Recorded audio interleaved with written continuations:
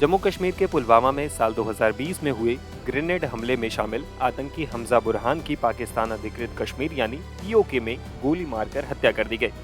मुजफ्फराबाद के AIIMS college के बाहर अज्ञात हमलावरों ने उस पर कई गोलियां चलाई, जिससे उसकी मौके पर ही मौत हो गई। भारत में साल 2022 में हमजा बुरहान को यूएपीए के तहत आतंकी घोषित किया गया था। वो अबू दुजाना, अबू कासिम, बुरहान वानी और जाकिर मूसा का करीबी था। तब भारत सरकार ने हमजा के बारे में डिटेल में जानकारी भी दी थी।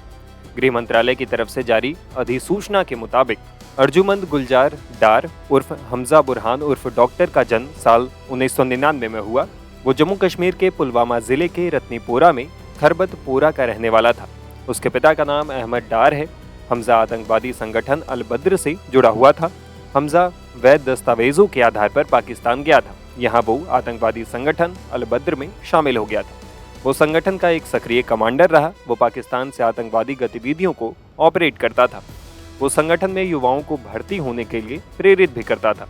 जम्मू कश्मीर के पुलवामा में 18 नवंबर 2020 को केंद्रीय रिजर्व पुलिस बल के जवानों पर ग्रेनेड हमले में पुलवामा में ग्राउंड ऑपरेटर से विस्फोटकों की बरामदगी के मामले में युवाओं को आतंकी संगठन अल बद्र में शामिल होने के लिए प्रेरित करने के मामले में हमजा की संलिप्तता पाई गई थी। बता दें कि जम्मू कश्मीर के पुलवामा के काकापोरा इलाके में आतंकियों ने 18 नवंबर 2020 को सीआरपीएफ के बंकर पर ग्रेनेड हमला किया था। हालांकि ग्रेनेड अपने निशाने से चूक कर सड़क पर फट गया, जिससे 12 नागरिक घायल हो गए थे। हमजा के खात्मे को लेकर डिफेंस एक्सपर्ट्स की क्या राय है, समझिए। अननोन गनमैन ने शॉट किया है और अब उसके मौत की भी खबर आ रही है। देखिए, ये जब पुलवामा का अटैक हुआ था तो उस समय पर जो बॉम्बर था उसका नाम था आदिल अहमद डार। अभी ये जो पकड़ा गया है या ये जो अभी मारा गया है हमजा बुरहान, इसका नाम है, असली नाम है अंजुमन गुलजार डार। ये दोनों डार हैं और ये भी पुलवामा का ही उसी डिस्ट्रिक्ट के रहने वाला है। इसका क्या हुआ है, 2017 में ये पाकिस्तान चला गया था और वहाँ ये हायर स्टडीज़ के लिए गया था वहाँ पर। हमजा, ये क्या नाम इसका, हमजा बुरहान, ये पाकिस्तान चला गया था एजुकेशन ट्रेनिंग के लिए। लेकिन वहाँ पर वो टेररिस्ट बन के आ गया। वो बेसिकली टेररिस्ट बनने के लिए ही गया था वो, और उसने अल बदर फैक्शन ज्वाइन किया। अभी ये जो टेररिस्ट फैक्शंस हैं, जो एंटी इंडिया टेररिस्ट फैक्शन जो पाकिस्तान पालता है, ये आपस में भी मिलजुल कर काम करते हैं।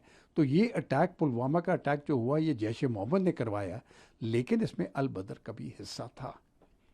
अभी इसमें क्या हुआ कि जो हमजा बुरहान ने जो किया यहाँ पर, इसने जब वापस आया भारत में, ये ओवरग्राउंड वर्कर बना।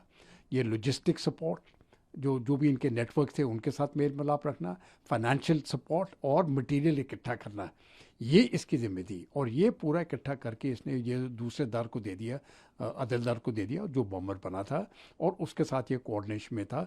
तो ये प्राइम सस्पेक्ट था उस अटैक में।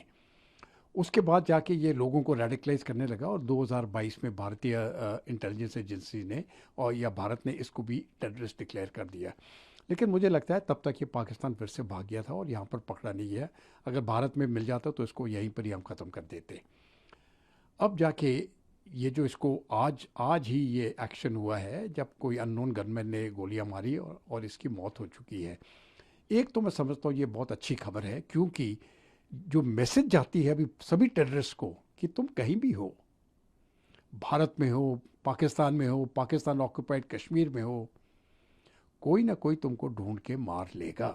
बेशक वो भारतीय इंटेलिजेंस एजेंसीज हो, बेशक वो अफगानिस्तान के लोग हों, बेशक वो पाकिस्तान के इंटेलिजेंस एजेंसीज हो, क्योंकि पाकिस्तान भी इन लोगों को मारना चाहता है।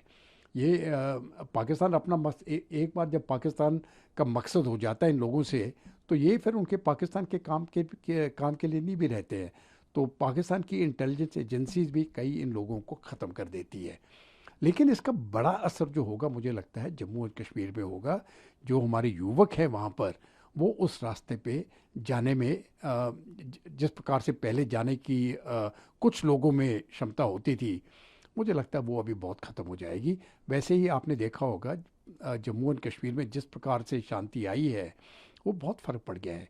ऑपरेशन सिंदूर के बाद, जिस दिन से ऑपरेशन सिंदूर शुरू हुआ 6 मई को पिछले साल, तब से लेके आज तक कोई भी इस प्रकार का इनकाउंटर जम्मू एंड कश्मीर में नहीं हुआ है जिसमें किसी भी सिविलियन की कैजुअल्टी हुई हो। ये पहला साल है बिल्कुल ज़ीरो कैजुअल्टी सिविलियंस की जम्मू एंड कश्मीर में, और ये मैं समझता हूँ एक बहुत बड़ी सफलता है भारतीय सिक्योरिटी एजेंसीज की, भारत सरकार की और जम्मू एंड कश्मीर सरकार की। ये सभी को मिलजुल के ये एक बहुत सफलता मानते हैं। अभी दूसरा प्रश्न ये आ जाता है कि किसने किया ये? क्या ये भारतीय एजेंसीज थी? क्या ये अफ़गानिस्तान के लोग थे? क्या ये पाकिस्तान के खुद के इंटेलिजेंस लोग हैं? या क्या ये इनके आपस के बीच में भी जो टेररिस्ट ग्रुप्स है इनके बीच में भी राइवलरी होती है, और क्या ये वो है? इस समय पर मैं नहीं कह सकता हूँ कि ये कौन है। ये कहना बहुत मुश्किल होगा, लेकिन एक चीज़ मैं कह सकता हूँ, बहुत लोग मरे हैं अननोन गनमैन से, और कई जो हैं जो अननोन गनमैन से मरे हैं वो एंटी इंडिया टेररिस्ट थे। लश्कर तैयबा, जैश ए मोहम्मद, अल बदर जैसे ये मरा है। तो लोग यही समझते हैं कि भारत ने किया, लेकिन ये ज़रूरी नहीं है कि भारत ने किया हो सकता है, हो भी नहीं सकता है, इसका कुछ कह नहीं सकते, तभी तो ये अननोन गनमैन है। लेकिन सवाल असली पूछने की ये है, असली सवाल जो पूछना चाहिए, जब इतने लोग इतने सालों से मरे हैं और पाकिस्तान में मरे हैं, और पाकिस्तान की इंटेलिजेंस सर्विस इतनी स्ट्रॉन्ग है और उनकी पुलिस सर्विस भी इतनी स्ट्रॉन्ग है, आज तक उन्होंने एक भी क्यों नहीं पकड़ा? ये जब एक बार इस सवाल का जवाब आ जाएगा तो फिर बाकी चीज़ें क्लियर हो जाएंगी। तो मुझे इसलिए मुझे लगता है कि इन किलिंग्स में पाकिस्तानी इंटेलिजेंस एजेंसीज का भी हाथ है। जितने भी किलिंग्स हुए ये पाकिस्तान इंटेलिजेंस एजेंसीज बिल्कुल इसके बीच में मिली हुई है, क्योंकि उनका भी इससे मकसद निकलता है। हर एक चीज़ नहीं होती है क्योंकि ये भारत के दुश्मन है वो पाकिस्तान के दुश्मन नहीं हो सकते हैं। पाकिस्तान इन लोगों को तब तक रखता है जब तक उनको उनका फ़ायदा होता है। जैसे ही इनका फ़ायदा हट गया तो वो उनको निकाल देते हैं ये। और कौन सा अच्छा तरीका है? बस अननोन गनमैन लगाओ, 2-4 इनको मारो, और क्योंकि उन्होंने खुद प्लान किया है तब कोई पकड़ने वाला नहीं है। तो ये तो मेरी अपनी एनालिसिस है, लेकिन एक बार अगर पाकिस्तान किसी को पकड़ के दिखा देगा तब हो सकता है इसकी सच उस समय पर आ जाए। लेकिन जहाँ तक शांति की बात है, मैं समझता हूँ ये भारत के लिए बहुत अच्छी बात है। मैं समझता हूँ ये पाकिस्तान के लिए भी बहुत अच्छी बात है, क्योंकि इस प्रकार से ये लोग सब ख़त्म हो जाएंगे और टेररिज्म ख़त्म हो जाएगी, तब ये पाकिस्तान के लोगों के लिए भी मैं समझता हूँ ये बहुत बड़ी बात होगी। बहुत शुक्रिया।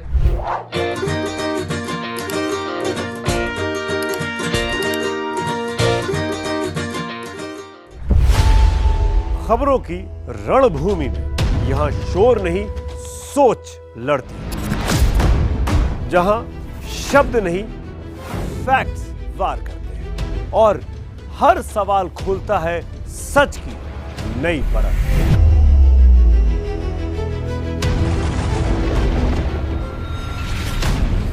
चक्रव्यूह आपके अपने सुमित अवस्थी के साथ सोमवार से शुक्रवार शाम 6:57 पर टाइम्स नाउ नव भारत पर।